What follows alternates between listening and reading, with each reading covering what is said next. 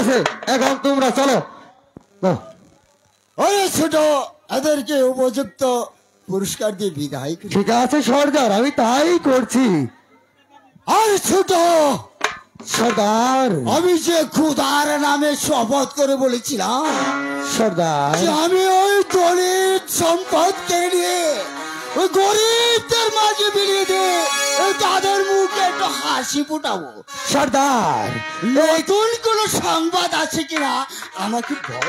সর্দার, এই তো মনে হচ্ছে আপনার মনের আশাটা পূরণ হবে। আমি শুনেছি একাত্তর বর্ষ নাকি এই রাস্তা দিয়ে শিকারে যাবে।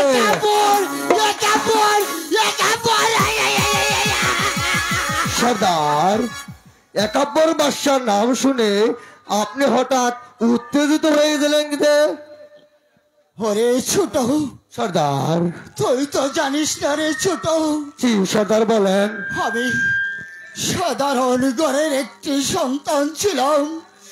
পিতা মাতায় আমাকে লেখাপড়ায় সুশিক্ষায় শিক্ষিত করেছিল একটু আশা মুখে নিয়ে। তারপরে সর্দার? তাই তো আমি গিয়েছিলাম একদিন ওই একাত্তর বর্ষার রাজ দরবারে একটি চাকরির জন্য। তারপরে কি হলো সর্দার, বলুন। তারপর কি হলো শুনতে চাস? জি সর্দার, বলুন, আপনি বলুন তারপরে কি হলো। সেদিন আমাকে চাকরি না দিয়ে সর্দার আমার ঘাড় ধাক্কা দিয়ে বের করে দিয়েছিল। আর তারপর কি করেছিল জানিস? বলুন সর্দার, কি হয়েছিল তারপরে? ছোট, আমার পিতা মাতা খাজনা দিতে পারছিল না দুধে বিদায়। তাকে চাবুকের পর চাবুক মেরে তাদেরকে দুনিয়ার বুক থেকে সরিয়ে দিয়েছে। তাই তো সেদিন আমি খোদার নামে শপথ করে বলেছি যে পর্যন্ত আমি ওই বর্ষা একাত্তরকে করার ভিখারি না করতে পারবো ততদিন পর্যন্ত আমার প্রাণে শান্তি নেই, শান্তি নেই। তাহলে চলুন সর্দার, আমরা এখনই রাস্তার পাশে গিয়ে বসে থাকি। যখনই একাত্তর বাদশা এই রাস্তা দিয়ে আসবে তখনই আপনি আর আমি মিলে আক্রমণ করে একাত্তর বাদশার সবকিছু ছিনিয়ে নিব। তাই কর ছোট, আমরা এখনই চলে যাব সেই বনমাঝে। যেই রাস্তা দিয়ে বর্ষায় একাত্তর আসবে সেই রাস্তায় আক্রমণ করে ওই বর্ষায় একাত্তরকে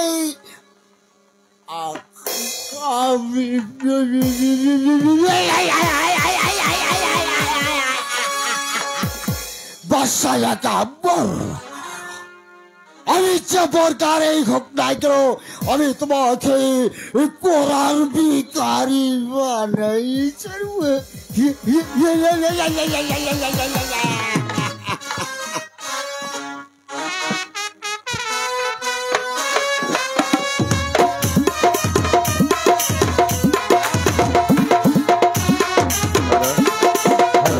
ধন্যবাদ, হ্যালো, ধন্যবাদ আরিফুল ইসলামকে। আরিফুল ইসলামের অভিনয় দেখে তাকে জাহিদুল ইসলাম 117 টাকা প্রেজেন্টেশন করছে। ধন্যবাদ, ধন্যবাদ জাহিদুল ভাইকে।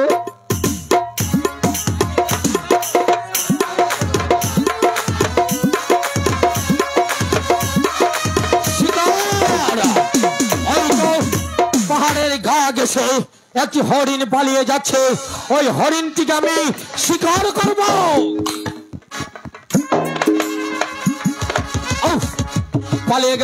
পালিয়ে গেল হরিণটি পালিয়ে গেল। তবে কি আমি শূন্য হাতে শাহী মহলে ফিরে যাব?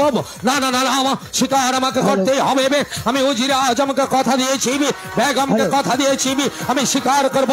তাই তব একটি হরিণ অন্তত আমাকে শিকার করতেই হবে। কিন্তু কোথাও তো হরিণ দেখতে পাচ্ছি না। বা ওই তো দেখা যাচ্ছে আর একটি হরিণ। ওই হরিণকে আমি শিকার করব।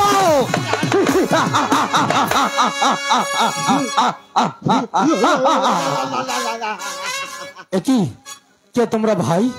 আমরা ঢাকা। আমরা হলাম ডাকাত। ডাকাত?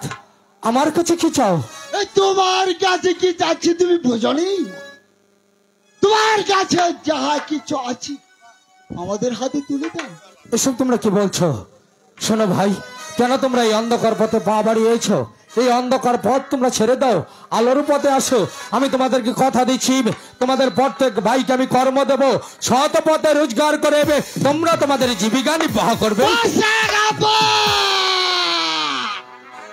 বাড়াই বাড়াই তোমার কাছে যত স্বর্ণমুদ্রা আছে আমার হাতে তুলে দাও, তাহলে না হলে তোমাকে আমি তোমরা আমার পরিচয় জানো, আমার পরিচয় শুনলে এখান থেকে পালিয়ে যাবে। আমি হচ্ছি নিরাশাপুরের বাদশাহ আলী একবার।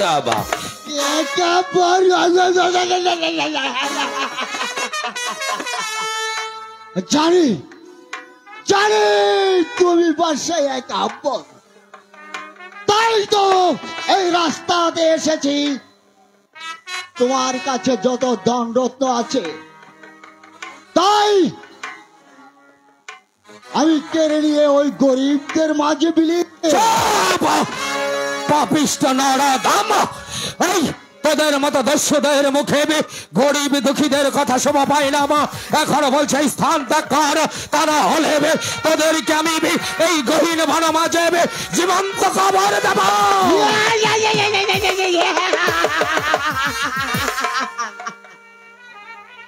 তাহলে সত্যের পরীক্ষা হয়ে যায়। বেশ,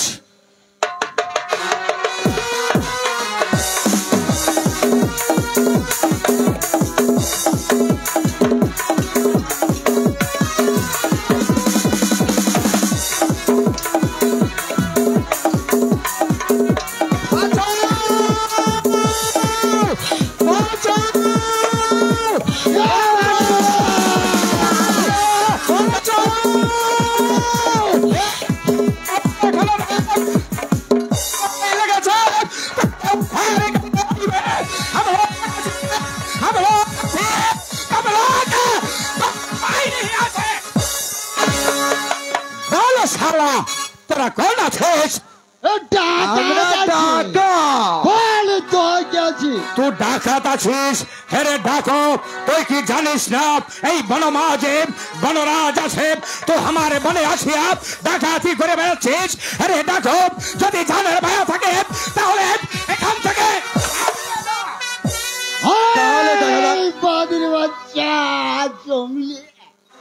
তুই কি জানিস না এই বড় মাছ থেকে ডাকাতি করে নিয়ে আমি ওই গরিবদের মাঝে মিলে দিয়ে তাদের মুখে হাসি ফুটাই?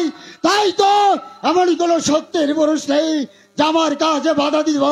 তাহলে তুই বড় রাজ যখন এসে পড়েছিস তাহলে সেই সত্যের পরীক্ষা হয়ে যায়।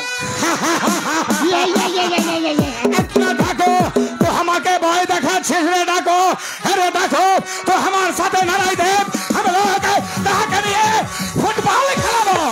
ঠিক আছে, তাহলে দেখা যাক কার বাড়িতে কতটুকু দূর আছে। শুয়ার বাচ্চা,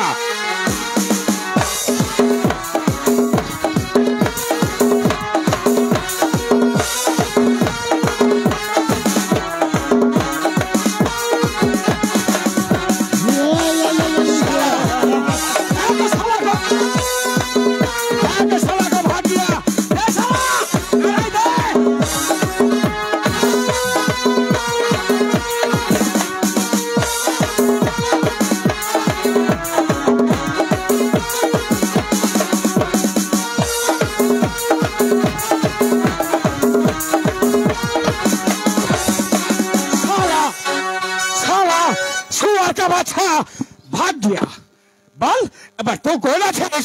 কেনই ভাই বলো মাঝে আসি বনরাজ। বলি রে, আমি এই গহীন বন মাঝে এসেছিলাম শিকার খুঁজতে, আর আমাকে চিনতে পারোনি? আমি হচ্ছি তুই আমার মহামণি আছিস নীরজা, এই বনরাজের একটা ফোন নাম নেই।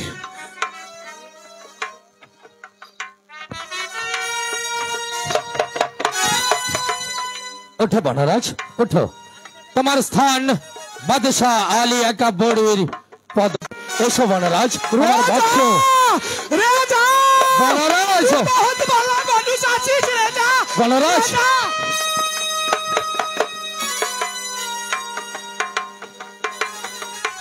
শোনো বনরাজ, বলিয়ে রাজা। তুমি তোমার জান বাজি রেখে দস্যুদের হাত থেকে আমাকে উদ্ধার করেছো, তাই তো আমি খবর এবে তাদেরকে তুমি উদ্ধার করো।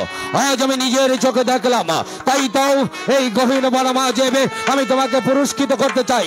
কিন্তু ভাবছি এই বনমাঝে আমি তোমাকে কি দেব, তোমাকে দেবার মতো আমার কিছুই নেই। কিন্তু কি পুরস্কার পেয়েছি এই গহীন বনমাঝে তোমাকে দেবার মতো হিরে মুক্তা জহরত যদি আমার কাছে না থাকে, আমার গায়ে রয়েছে এই জরির জামা। এই জরির জামা তোমায় উপহার দেব। গ্রহণ করো আমার দাও উপহার। रेजा तू बहुत भला मनुष आछिस रेजा। हम लोग तो हर दान सादर ग्रहण करला। रुक जा रेजा, रुक जा।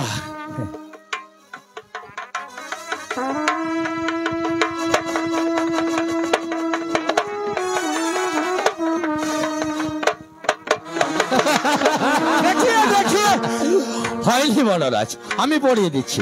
तू मुझे देखा दे कहाँ करे पड़ता है। অবশ্যই দেখিয়ে দেবো।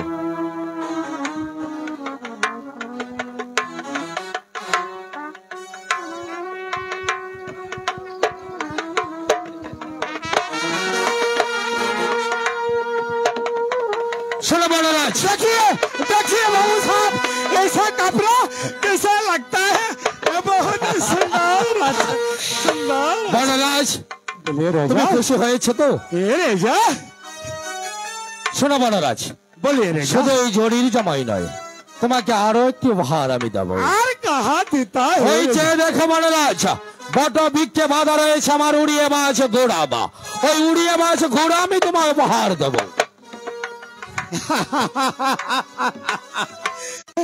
শোনো বনরাজ, এই ঘোড়া তোমার এমন উপকারে আসবে, তোমার 1 ঘন্টার পথ দেখবে 10 মিনিটে চলে গিয়েছ। रेजा तू बहुत भला मनुष्य आछिस रेजा।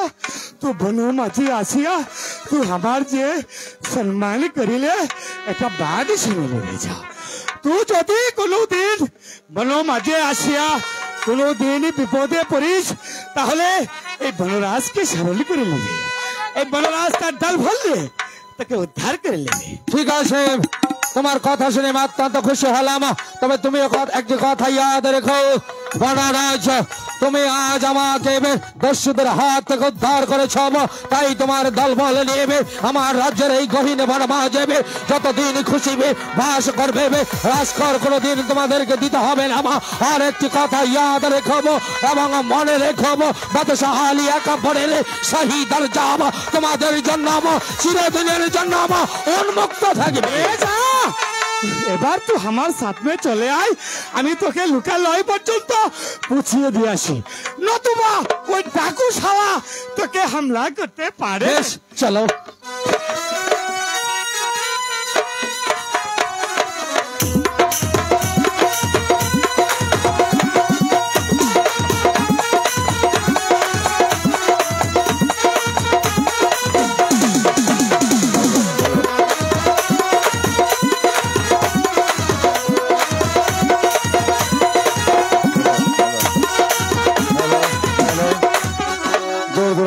নাট্যমোদী আমন্ত্রিত সুধী দর্শক মন্ডলী, আপনারা উপভোগ করছেন আজকের বনবাসের রূপবান।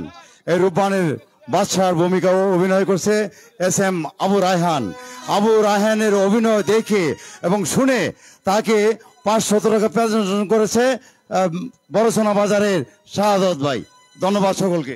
ধন্যবাদ বড়চনা বাজারের বিশিষ্ট ফল ব্যবসায়ী শাহাদত ভাইকে, সেই সাথে ধন্যবাদ এখানের উপস্থিতি সকল দর্শক শ্রোতা ভাইদেরকে।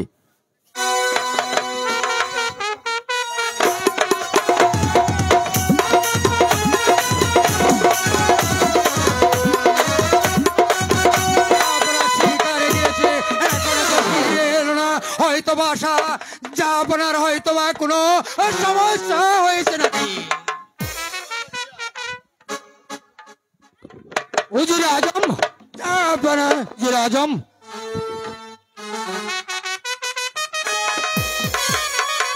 কি উজিরে আজম? জাহাপনা মাত্র কয়েকদিন আমি মহলের বাইরে ছিলাম, এর মাঝে আমার শাহী মহল নোংরা হয়ে আছে কেন? আমার রশিদ মালিকি মহল ঝাড়ু দিতে আসেনি? জাহাপনা আপনি শিকারে যাওয়ার পর থেকে আজ পর্যন্ত রশিদ মালি রাজমহল ঝাড় দিতে আসেনি। কিন্তু কেন? যা বলেছে রশিদ মালি বলেছে ওই আল্লাহ পাক আপনাকে সন্তান দেয়নি, আপনি আট করু বলে আট করু রাজার মুখ দেখলে তাদের নাকি অমঙ্গল হয়।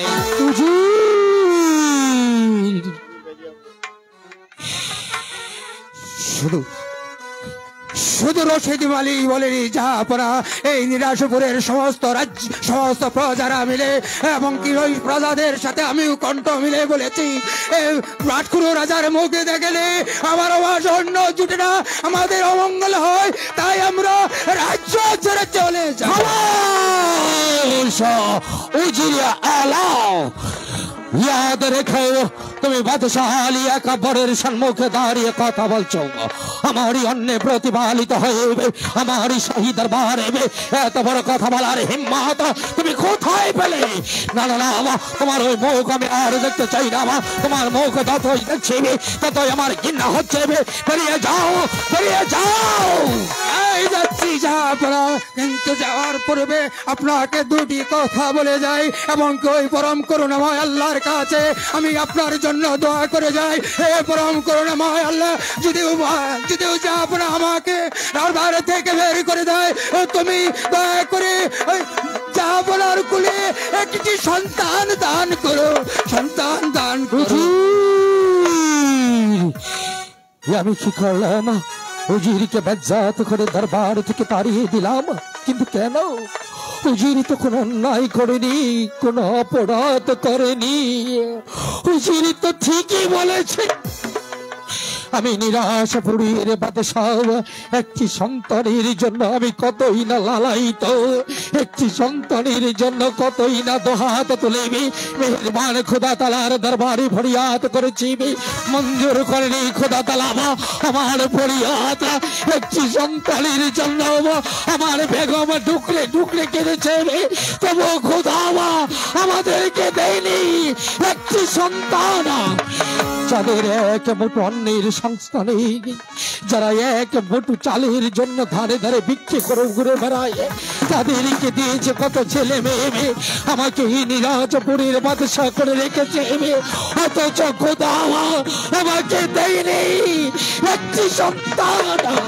আমার জন্য, শুধুমাত্র আমার জন্য আমার এই নিরাশপুরের প্রজা অনাহারে থাকবে, অদ্যাহারে থাকবে, তা আমি হতে দেব না।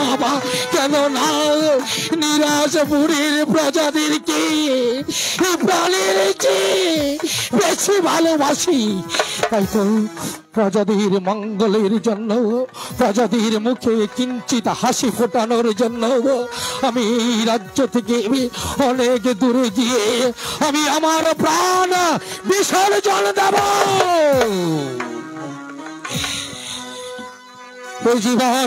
এই জীবন আমি আর রাখবো না, আমি আমার প্রাণ বিসর্জন দেব। চিন্তা করোনা রাজ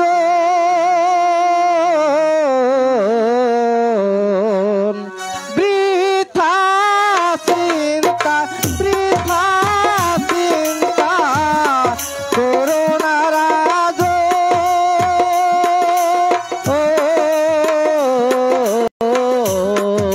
বৃথা চিন্তা, বৃথা চিন্তা করোনা রাজ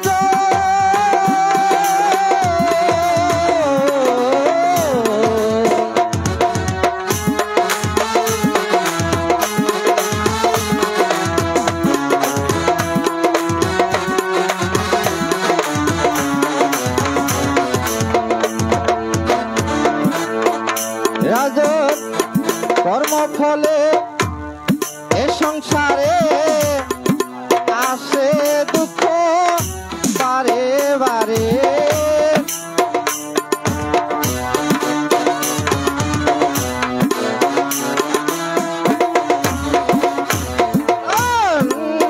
কর্ম ফলে এ সংসারে আসে দুঃখ বারে বারে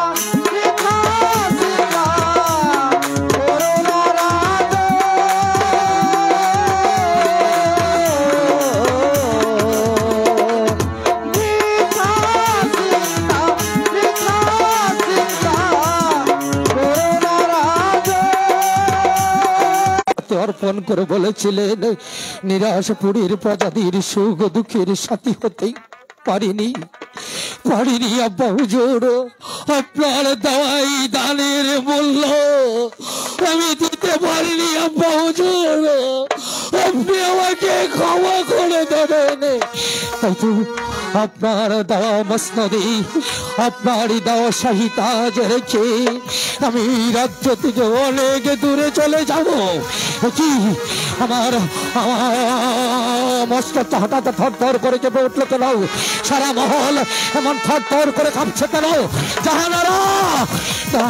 জাহানারাকে আর ডাকবো না জাহানারা যদি এসে পড়ে তাহলে আমার হয়তো আর যাওয়া হবে না তাই তো জাহানারাকে না জানিয়ে নিজের মহল ছেড়ে নিজের রাজ্য ছেড়ে রাতের অন্ধকারে চুরের মতো পালিয়ে যাব শুধুমাত্র প্রজাদের মঙ্গলের জন্য প্রজাদের মঙ্গলের জন্য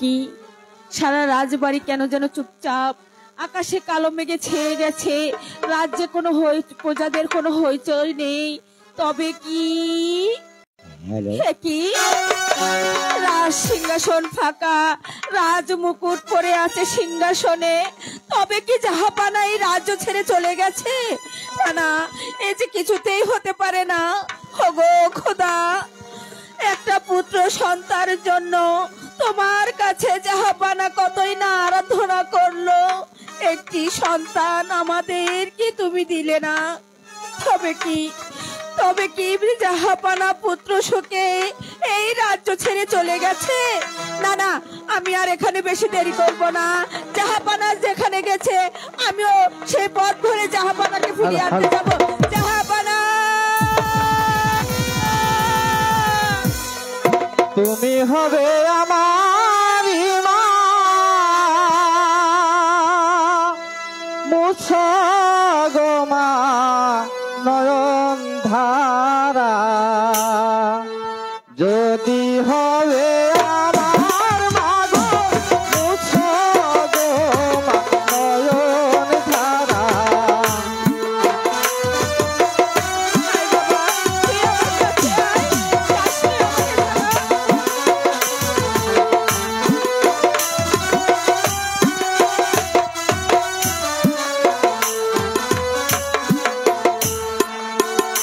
আমি মায়ের ছেলে মামা বলে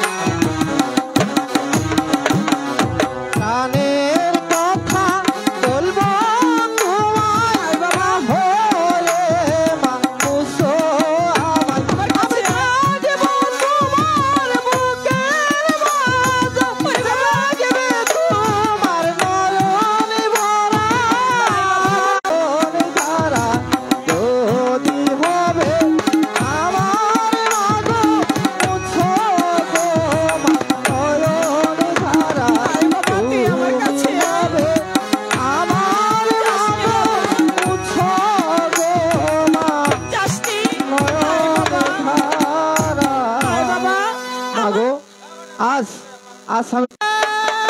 আরে বাঁচতে রাহলা রাহলা, এই দেখো নিরাশপুরের রাজ্যের সিংহাসন শূন্য পড়ে রয়েছে। ওই জাহাপনা মনের দুঃখে কোথায় যেন চলে গেছে। ওকে স্বামী না, জাহাপনা যেখানে চলে গেছে ওখান থেকে তাকে ফিরিয়ে আনতেই হবে। তাকে ফিরে যদি না অপমান করে যে যে জাহাপনা আমাকে বের করে দিয়েছে, আমি তাকে সন্ধান করতে যাবো। বাদ বিতর্ক না করে জাহাপনাকে ফিরে আনুন। জাহাপনার আমরা যে তার নুন রুটি খেয়ে বেঁচে আছি, তার সাথে কি করে বেঈমান কি করব? কি রালা, তুমি এত করে বলছো যখন, তাহলে আমি যাচ্ছি ওই জাহাপনার সন্ধানে। তুমি তুমি যাও ওই বেগমের কাছে। চলো চলো, আমরা ওই জাহাপনাকে যে রাজ্য খুঁজে এনে আমি ওই রাজা জাহাপনাকে সিংহাসনে বসাবো। ঠিক আছে স্বামী, আমি যাচ্ছি। আরে বাঁচতে আরে মনটা বিশেষ ভালো না রে, ঠান্ডার মধ্যে নদীর ঘাটে বসে থাকতে পারতেছি না। একটা গানাটা না গা, আয় নদী মুখে যাই। আয় আয় আয় আয়, গান আমি খাইতে পারবো? ধর। তুমি আমার সঙ্গে ধরে হলে। আরে পুরো বয়স আমার গান করা সম্ভব, ধর দেখি পিছনে আছে তো। তুমি যদি চাচা ও আমার রাখে গেলে। ঠিক আছে। ও পদ্মা নদী রে,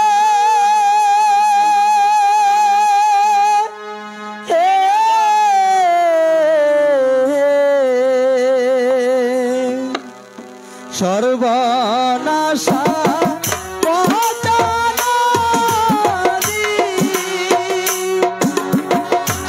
তোর কাছে শুধাই বললাম তোর কি রে ভাই, কুল কিনারা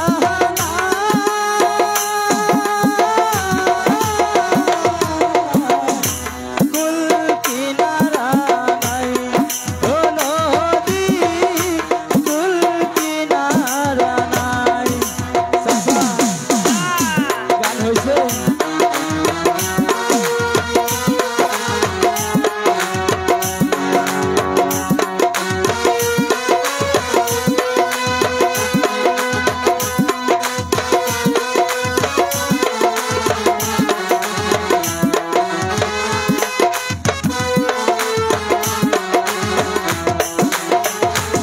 ও চাচা গাল ধরো না কেন?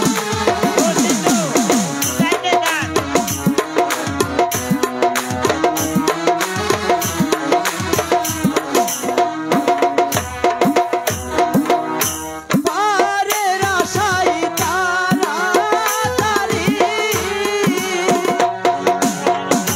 সকালবেলা ধরলাম গাড়ি, পারের আশায় তাড়াতাড়ি সকালবেলা ধরলাম গাড়ি, আমার দিকে গেল সন্ধ্যা হলো, কেমনে পারে যা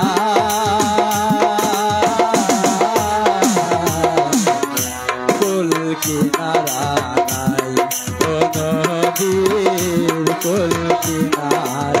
এই বেরেক বেরেক, চাচা খুব গাইছো, অনেক গান কইছি। আর জীবনে না, আর জীবনে তো ঠান্ডার মধ্যে বিয়ে দেওয়া যাবে না। আর না। ঠিক আছে, গরমের মধ্যে বিয়ে দেওয়া লাগবে। ঠিক আছে চাচা, এই বয় ঘাটে বয়। এনেই বাবা। বয়। ঠিক আছে। মাঝি ভাই ঘাটে আছো? মাঝি ভাই, এই রাজ্যে যা কামাই করি, হ্যাঁ এই দেখতো কে ডাকছে। ও মাঝি ভাই, এই কে বলে মাগির ভাই? মাঝি ভাই। ডাকছে? হ্যাঁ, আমাকে দয়া করে ওপারে পার করে দাও। চাচা, এই ও চাচা কি আছে? বলছে যে আমাকে হাই হাই রে, ওপারে একটু পার করে দাও। হাই হাই রে, এদিকে এদিকে এদিকে। ইসরি, আজকের দিনটা মাটি, পুরো দিনটা মাটি। কেন চাচা? আরে আট খুলে বাদশা আছে না আমাদের রাজ্যের, হ্যাঁ এ আইছে জরির জুতা পাই, দেখতেছস না? আজকে সকালবেলা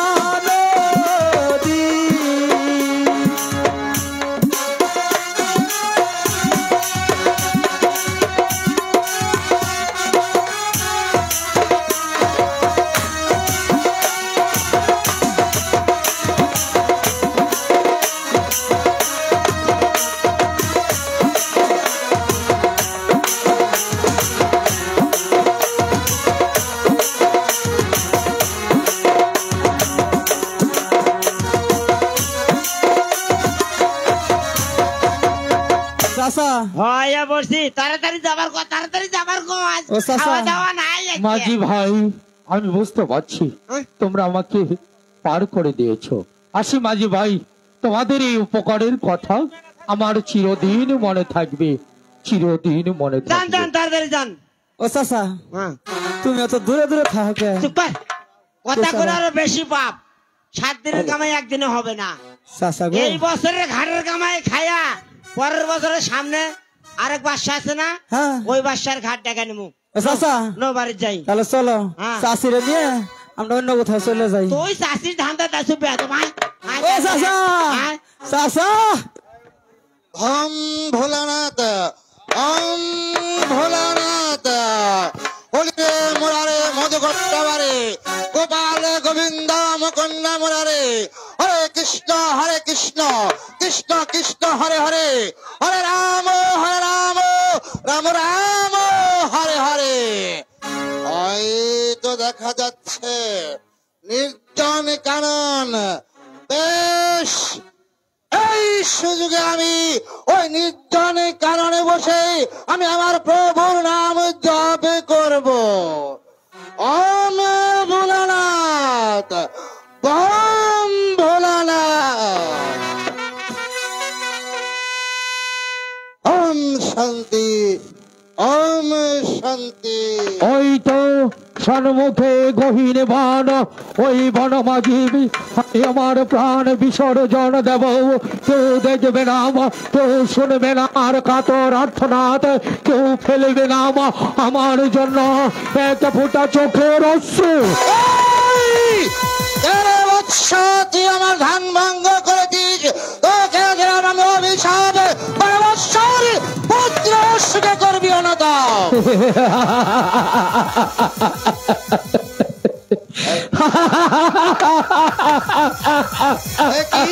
হাসছিস কেন? হাসছি তোমার কথা শুনে মনিব। আমি পুত্র সুখে অনুতাপ করবো। পুত্র সুখে পুত্র নেই মনিবর, পুত্র নেই, শুধুমাত্র একটি পুত্র সন্তানের জন্য এই বনমাঝে আমি প্রাণে বিসর্জন দিতে এসেছি। আরে পুত্র হবে, কি বললে? আমার সন্তান হবে, আমার পুত্র সন্তান হবে?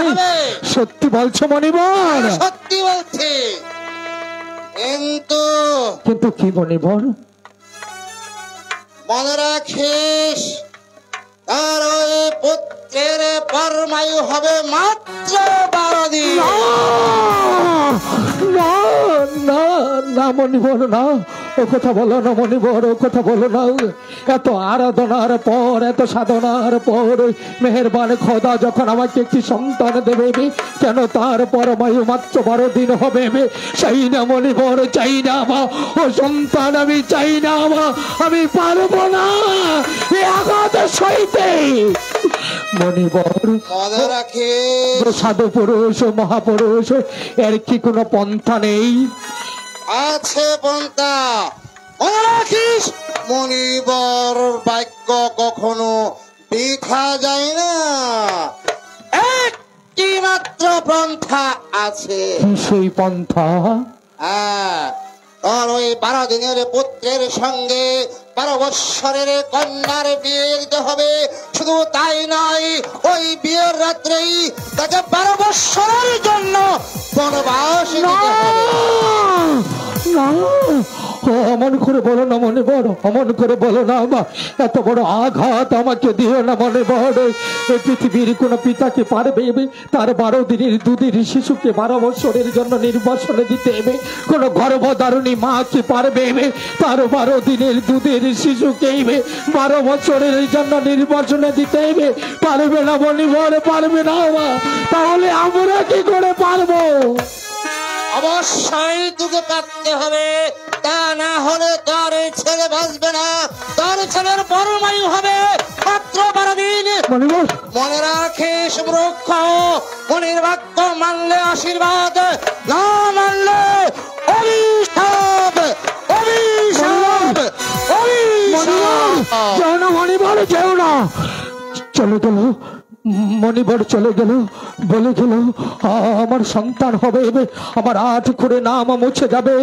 না না না মা, আমি আর প্রাণ বিসর্জন দেব না মা। আমি যাব আমার মহলে যাব, আমার বেগমকে গিয়ে বলবো আমাদের সন্তান হবে, পুত্র সন্তান, পুত্র সন্তান।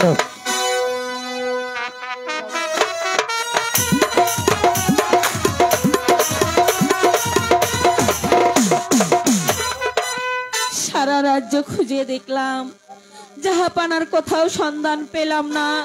তবে কি আমি জাহাপানার সন্ধান পাবো না? না না, আমি যদি জাহাপানার সন্ধান খুঁজে না পাই, তাহলে আমি ওই সাগর জলে ডুবিয়ে মরবো। মরো মরো জাহানারা মরো। দেখি জাহাপানা, এ বেঁচে থাকার চাইতে মরাও যে আমাদের অনেক ভালো জাহানারা। জাহাপানা আপনি ফিরে এসেছেন। জাহাপানা, রাগ অভিমান বাদ দি চলুন আমরা রাজ্যে ফিরে যাই। রাজ্য, সুখ, শান্তি সব কিছু শুনলে যে তুমি স্থির থাকতে পারবে না বেগম। কেন জাহাপানা আমি স্থির থাকতে পারবো না? জানো বেগম, আমার মুখ দর্শন করলে প্রজাদের মুখে অন্ন জোটে না মা। তাই তো আমি গিয়েছিলাম ওই গহীন বনমাঝে আমার প্রাণ বিসর্জন দিতে। আমি প্রাণ বিসর্জন দিতে যখন অগ্রসর হই, জাহাপানা, হঠাৎ একে মণিবরের ধ্যান আমি ভঙ্গ করে দেই। মণিবর আমাকে বলে আমি পুত্র সুখ অনুতাপ করব। আমি পাগলের মতো হেসে বলিবে আমাদের সন্তান নেই। মণিবর কি বলেছে জানো? মণিবর বলেছে আমাদের সন্তান হবে, আমাদের সন্তান হবে, পুত্র সন্তান হবে। সন্তান হবে। হ্যাঁ বেগম, এই যে বড় আনন্দের খবর জাহাপানা। কিন্তু বেগম, মণিবর আরো বলেছে। কি বলেছে? আমাদের সন্তানের পরম আয়ু হবে মাত্র 12 দিন। এ কেমন শাস্তি জাহাপানা! একটি মা হয়ে 10 মাস 10 দিন যাকে গর্ভের ছাই দিয়ে তাকে পৃথিবীতে নিয়ে এসে মাত্র 12 দিনের আয়ু। নানা জাহাপানা, বেগম, মণিবরের একটি পন্থাও বলে দিয়েছে। বলেছে আমাদের সন্তানের বয়স যেদিন 12 দিন পূর্ণ হবে, ঠিক সেই দিন 12 বছরের যুবতী কন্যার সাথে তার বিবাহ দিতে হবে। শুধু তাই নয়, সেই বিবাহ রাত্রে আমাদের পুত্র এবং পুত্রবধূকে 12 বছরের জন্য দিতে হবে নির্বাসনে। কেমন শাস্তি আমাদের ভাগ্যে বিধি লেগেছে জাহাপানা। জানি বেগম, জানি। সবকিছু শুনে তুমি স্থির থাকতে পারবে না। কি করে পারবে? এই পৃথিবীর কোনো মা কি পারবে এই যন্ত্রণা ভোগ করতে? তাহলে তুমি কেমন করে পারবে? তবুও যে তোমাকে পারতে হবে বেগম। কেন না, তুমি এই নিরাশাপুরের বেগম, নিরাশাপুরের হাজারো সন্তানের জননী তুমি। তাই তো বলছি, নিরাশাপুরের হাজারো সন্তানের মুখে হাসি ফোটাতে এই আঘাত তোমাকে সইতে হবে। এত কিছুর পর তো আমাদের 8 করে নামটা মুছে যাবে বেগম। জাহাপানা, আপনি ঠিকই বলেছেন। আমাদের রাজ্যের জন্য আমাদেরকে এই ত্যাগ স্বীকার করতেই হবে। চলো বেগম, চলো চলো। চলো আমরা রাজ্যে ফিরে যাই।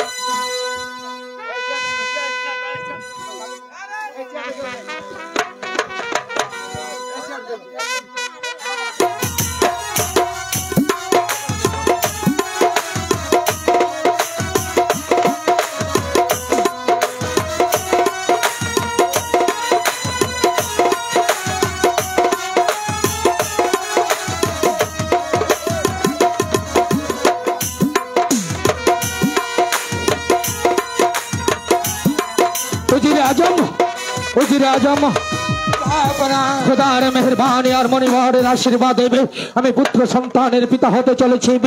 বেগমের প্রসব ব্যথা উঠেছে, কিন্তু এখন পর্যন্ত দাসী সুখবর নিয়ে আসছে না। তবে কি বেগমের কোনো অমঙ্গল?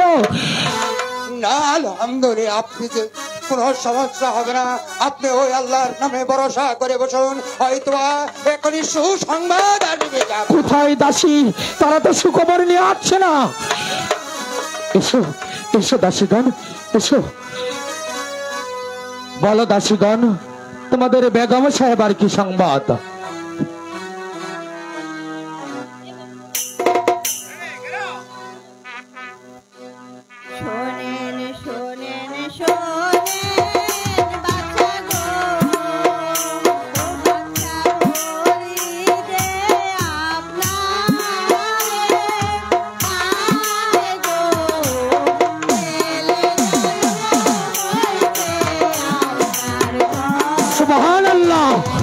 আজম আমি সন্তানের পিতা হয়েছি।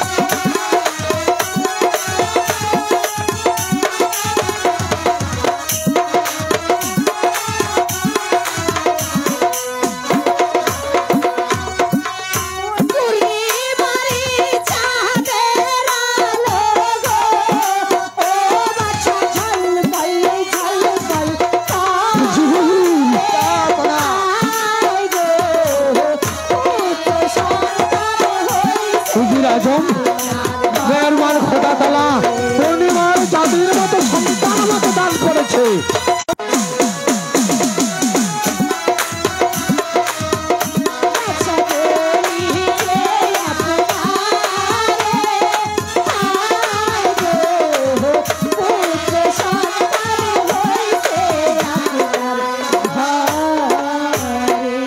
এই নাও দাসীগণ তোমাদের বকশিস, যাও এবার তোমরা বিশ্রাম করো গিয়ে। ওজিরে আজম জাহাপনা খোদার মেহরবানি আর মনিবরের আশীর্বাদ দেবে আমি পুত্র সন্তানের পিতা হয়েছি। এবার আমার একমাত্র সন্তানের নাম রাখা একান্ত প্রয়োজন। তাই বলুন তো আমার একমাত্র সন্তানের কি নাম রাখা যায়? জাহাপনা রাজ দরবারে রাজ জ্যোতিষীকে ডেকে এনে তারপর নাম গণনা করি ভালো একটা নাম রাখলে ভালো হয় না? উত্তম কথাই বলেছ ভাই উজির। তাহলে আর বিলম্ব না করিবে এই মুহূর্তে রাজ জ্যোতিষীকে ডেকেবে আমি আমার সন্তানের নাম রাখবো। এই কে আছিস রাজ জ্যোতিষী? এই কয়েকালি কণ্ঠেশ্বরী কয় দিলে কইতে পারি। ধুলা নারী ধুলা ধারি ধুলাই পড়লো হাত, ধুলার মধ্যে বসে আছে মহাদেব শিব শঙ্করের বাবা। জনাব আমায় কিসের জন্য স্মরণ করেছে? মহানন্দে আজ আমি তোমায় স্মরণ করেছি রাজ জ্যোতিষী। কয় ফেললেন? খোদার মেহরবানি আর মনিবরের আশীর্বাদ দেবে আমি পুত্র সন্তানের পিতা হয়েছি। তুই ভালো করে কয়েকালি কণ্ঠেশ্বরী কয়া দিলে কইতে পারি। ধুলা নারী ধুলা ধারি ধুলাই পড়লো হাত, ধুলার মধ্যে বসে আছে মহাদেব শিব শঙ্করের বাবা। পেয়েছি পেয়েছি জনাব, পেয়েছি পেয়েছি বলো। হ্যাঁ, আপনার ছেলের নাম হবে আব্দুল রহিম বাদশা। সুবহানাল্লাহ সুবহানাল্লাহ খুব সুন্দর নাম হয়েছে। হাসি ফুটেছে নিরাশপুরের প্রজাদের মুখে, নিরাশপুরের তরুলতা আজ খিলখিল করে হাসছে, আনন্দে হাসতে হাসতে আত্মহারা হয়ে যাচ্ছে বাদশাহী একটা বড়। কিন্তু উজিরে আজম যখনই মনে পড়ে যায় সেই মনিবরের কথা তখন জ্যোতিষী আজ বড় সংকটে পড়ে আমি তোমায় স্মরণ করেছি ভাই। কি সংকট জানাব? রাজ জ্যোতিষী তুমি ভালো করে গণনা করে দেখো, আগামী শুক্রবার আমার পুত্র শাহজাদা রহিমের বয়স 12 দিন পূর্ণ হতে যাচ্ছে। হরে কৃষ্ণ হরে।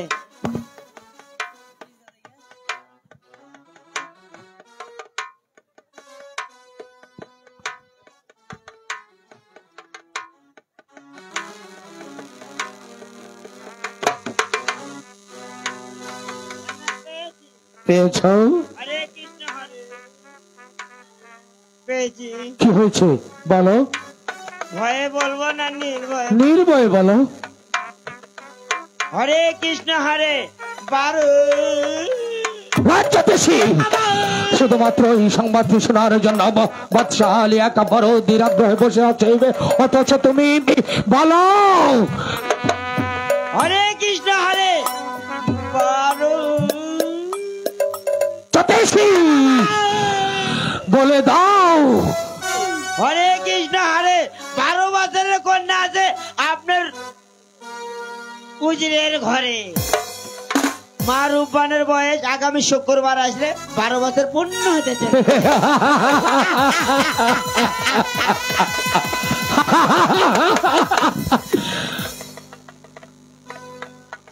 জ্যোতিষী জ্যোতিষী যাও ভাই, আছে তোমার ইচ্ছে মতো হ্যাঁ, পুরস্কার নিয়ে তার মতো বিদায় হবে। ইচ্ছা মতো নেব। হ্যাঁ ঠিক আছে, আমাকে দোয়া করবেন আপনি।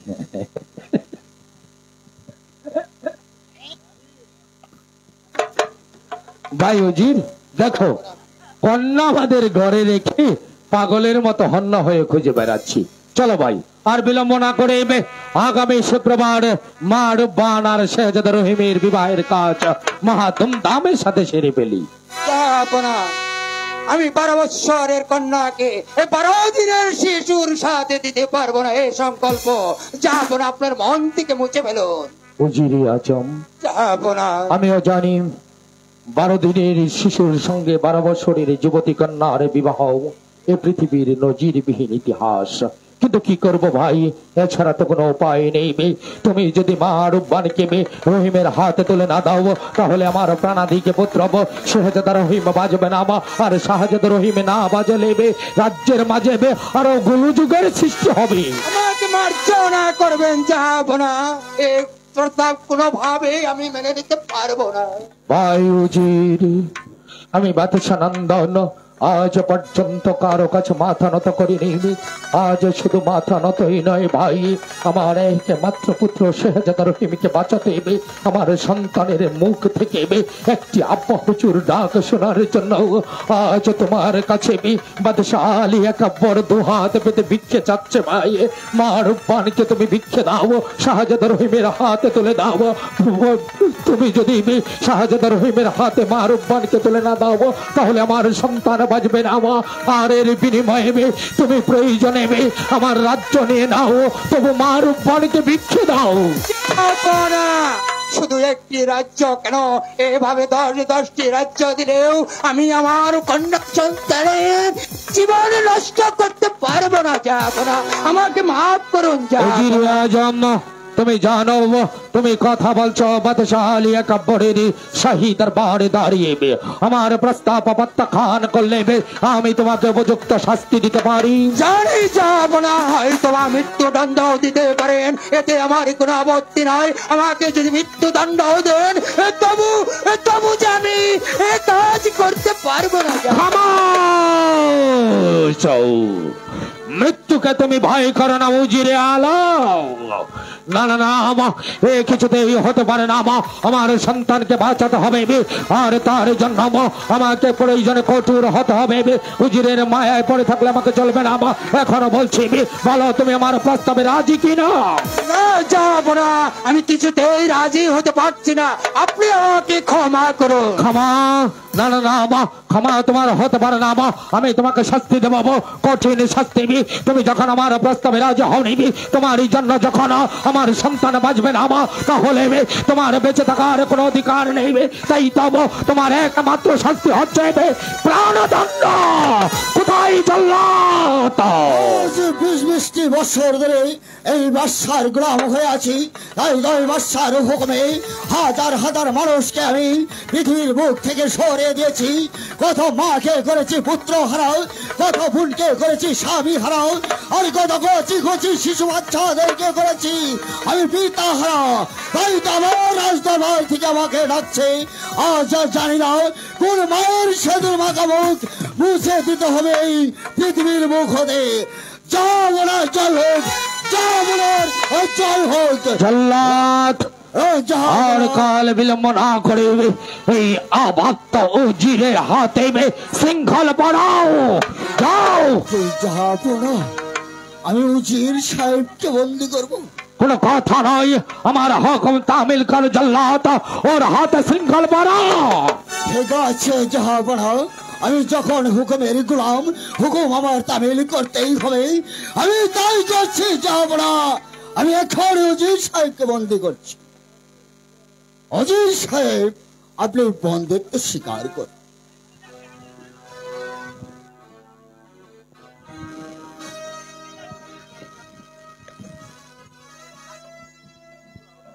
শোনো জল্লাদ, শুধু বন্দি আর শাস্তি নয়, আজকের রাত থাকবে ও আমার অন্ধকার কারাকক্ষে আবদ্ধ।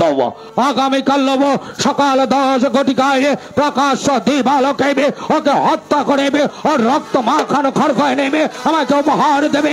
নিয়ে যাও জল্লাদ, ওকে আর আমি সইতে পারছি না, আমার চোখের সম্মুখ থেকে ওকে নিয়ে যাও। আমি তাই করছি, চলে আসেন উজির সাহেব। তাই চলো, তাই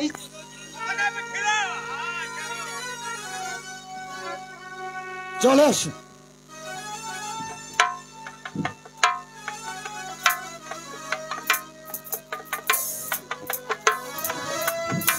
উজির, আমি কি করলাম? উজিরকে জল্লাদের হাতে তুলে দিলাম।